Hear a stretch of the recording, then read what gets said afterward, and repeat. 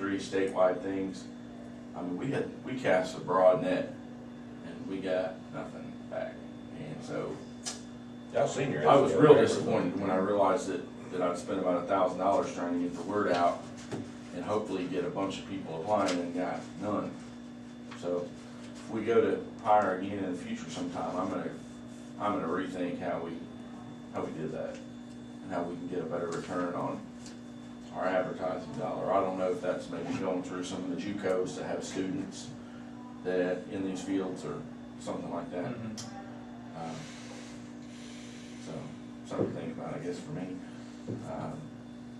Have you thought about like Ellenwood and stuff, having maybe in the senior class, see if anybody's interested in? We actually worked on that. When that last spring, when I'd only been here for a couple months, it was in May, I went and talked to Dr. Kenworthy, and I went and talked to the high school principal, whose name escapes me right now, and we talked about doing that, and for whatever reason, it just didn't come together in time. It just started this fall, but I can tell you that it most definitely is being pursued at all 3 high schools for next fall. We're partnering up with Barton County actually on that, because there's no way that I personally would be able to teach a class in all 3 high schools at once, but we're going to offer it to all 3 schools, and hopefully all 3 of them will get on board with that. I don't know, but yeah, I think that's absolutely the way to go. We've got to reach out to, I think, to younger people and get them involved. So we're going to work on that. Yep.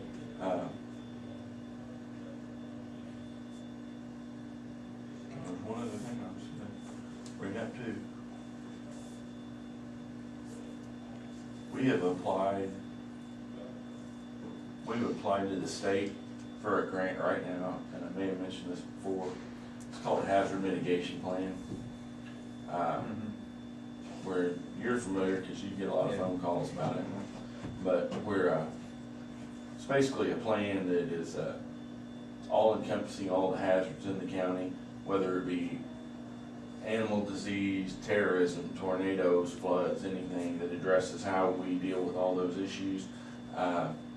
It's good for a couple reasons. It's good, I guess, for one, that we put all that information together. It's also good because you have to have this plan in place to get money from FEMA for things like safe rooms and projects like that.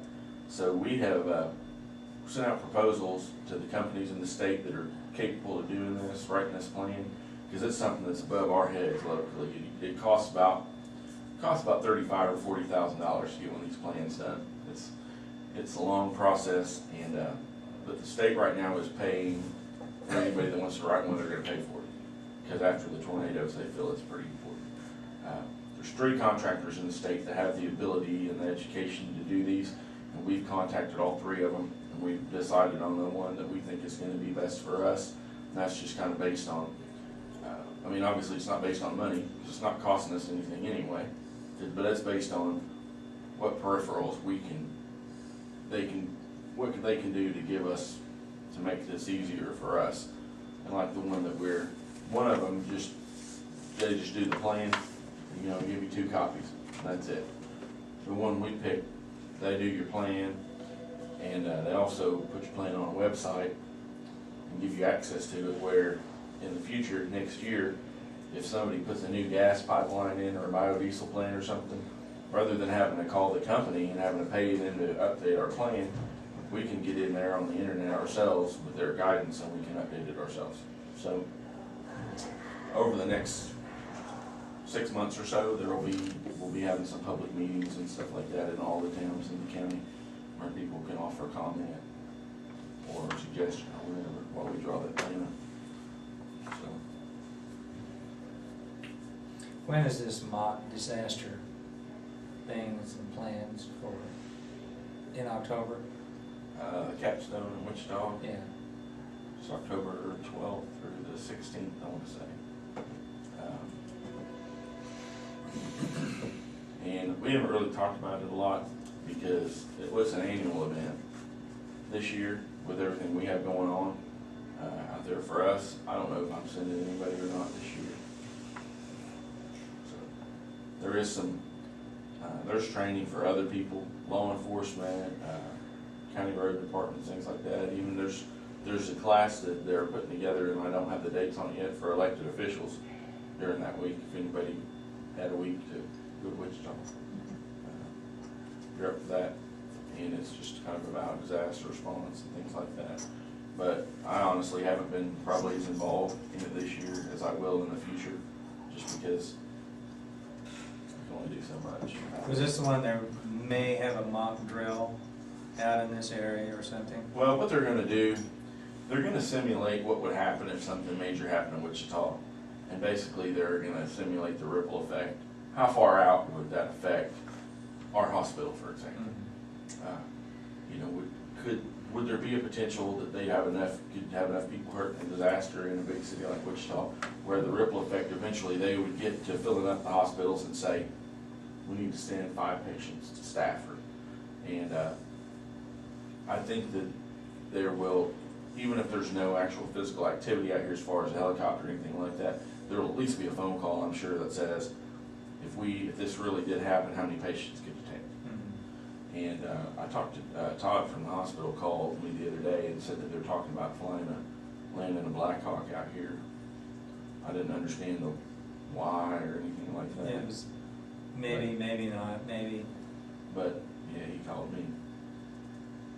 So we may be slightly involved anyway. Well, we get a free ride. Yeah, we might get a ride on the Black Hawk. So, one other thing I was going to tell y'all too, that I thought it was pretty important, so I'm probably not going to remember it.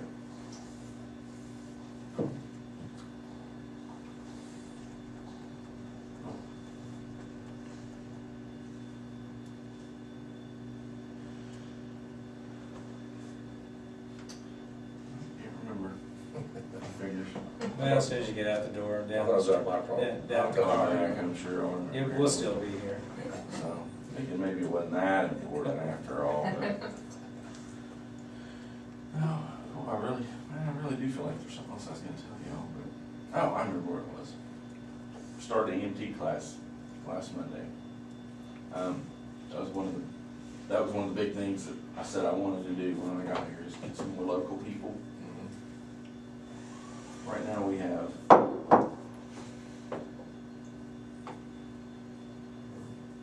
7. Really? Yeah. So, we're pretty happy with that. Have we got anything going my way? No. Had one that called me. She called me. And then I called her back after that too. And kind of tried to get her to come over. If you talk to her again before I do, she probably could come. She probably could start this week and still pick the class up. She's only missed like 2 or 3 nights of it. But and we tried to, tried to get the word out in all 3 of the big towns and up north, and didn't get anybody from over there. But I'll talk to her again. and we're kind of what we're trying to do. We don't want to detract from the EMT class. We'd rather have people take the EMT class. The EMT class puts you at a level where you're actually certified to be an ambulance attendant and take care of patients. We'd rather do that, especially in the towns we have ambulances in. So we're getting this off the ground first here. And I think the breakdown on that is 1 from Stafford, 6 from here. We're gonna have, once this gets rolling, I think maybe starting late October, early November, we're gonna have a first responder class, and we're gonna have that. We're gonna go to Hudson or Seward or somewhere like that and have it up there. Everybody from up there, I mean, some of them are still gonna have to drive a ways, but it seems like this training has always pretty much been in Pratt or Great Bend, and that's why it was important to us to get the EMT class here. And we're gonna start a first responder class up there. There's people that take that, they'll get a lot of the basic medical training that an EMT would get, and but they're not. I mean, it's not quite to that same level. Was Martin County teaching some of this, or what? I thought it was. Yeah, the way it works in Kansas is that it has to go through an educational institute, and it's broken up into geographical districts, and we fall under Barton counties. So unless us and Barton County just really didn't get along, then that's who we're put with. And thankfully, I mean, we do get along. And they provide the instructors. People have to pay the tuition to them and everything, but they're not allowed to hold any emergency medical training in this county without my approval. So they can't just come in and do whatever they want. They have to have the approval of the local service director. And so we work together on it, and that's how we got the EMT class. And I'm teaching part of that class, but Barton County is supplying a full-time instructor because at this point right now, I think that if I committed myself just to teaching that class, I'd spread myself too thin. So I'm gonna go and teach as much of it as I can, but there's backup system in place there. If I can't be there, they have somebody that's committed to being there. And having two of us there, it just makes it where students can get more one-on-one instruction. And I think that in the past, we've had a lot of people here that have taken the class and just not passed. And we're gonna try and keep that from happening by doing some one-on-ones with people in the areas that they struggle in, so that we don't lose anybody through the class. And the first responder one will go the same way. It's a little bit shorter, it's a little bit less intensive. There's a good possibility I might just teach that one myself. By then I should have our new people pretty orientated to what they're gonna do, and it won't require quite as much of my time with them, and so I might go teach that one How myself. many weeks of first responder then? First responder is, by state mandate, it's a minimum of 40 hours, but I can tell you that if you want people to pass, it's usually about 60 hours. The EMT class, I think right now sits at 120, I think. And so it's a big deal and it's not. I think before, people have kind of thought, you know, get your EMT, I mean, you're up there. Well, it's 120 hours. It's not quite as long as the law enforcement academy. But if you look like a registered nurse or paramedic, you're looking at 2,000, 2,500 hours. So there's just, I mean, there's a huge difference, and that's why we try to find a paramedic. That's why we are, where if we don't find one, we're gonna try and find one of our people that wants to go. Just send our own. The other thing I guess I should say is that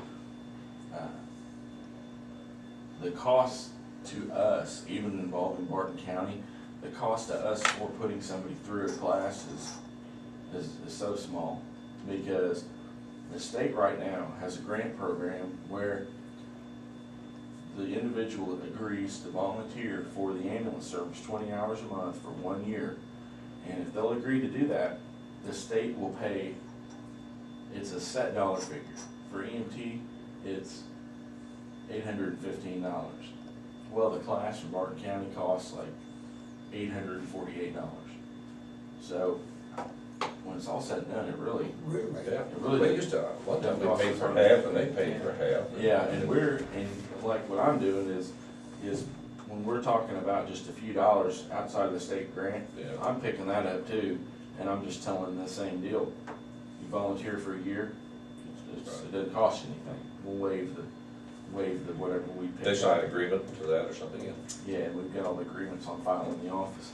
And so it's kind of, even the first responders up there, even though they'll be a part of our EMS system, but they won't really work on the ambulance, the state will pay for their class too.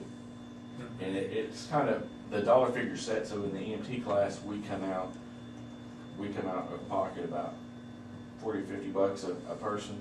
On the intermediate class, I've got 3 in the intermediate class right now, and where the dollar figure is set for the state on that one, we come out nothing. It doesn't cost us a dime to send those people to school. Okay. It's kind of a good program. Wow. Anyway. All right. All right. All right, thanks, Jason. Thank you all. Recess.